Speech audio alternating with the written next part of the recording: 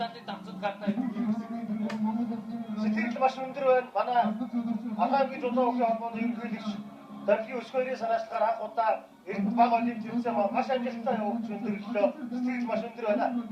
яг аль өмнөд 4 жил нэг удаа одоо байгаа юм маань Эрдэнэт одоо анх удаа зөвхөн бас бүх бас нөгөө олимпиад маш их үлдсэн байна. Тэгэхээр нөгөө олимпиад давснаас удаа нэг бол маш зүйдэр өрөө гэж би бодож байна. Тэгвэл яг олимпизм олимп гэдэг бол ихэд хамгийн агуу юм. Спорт гэдэг юм өөрөө.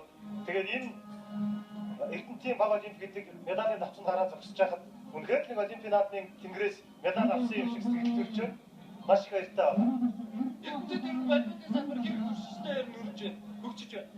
За манай Эрдэнэт угаасаа олон жилийн түүхтэйтэй болоод ясар их түүхтэй лигийн олон удаагийн авраг манай халах клуб байж байна. Манай өсвөрийн тамирчид олон улсын аврагын тэмцээнээс алтан гүрэл медалуудыг авч ирсэн. Манай залуучууд мөн алтан гүрэл медалыг тогтмол авдаг. Ер нь нэлээд улсын хэмжээнд бол ер нь нэлээд ширүүн багийн донд ордог баг байгаа.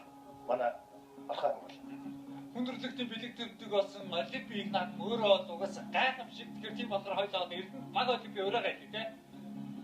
За тэгээд баг олимпиос их олимпийн оргилууд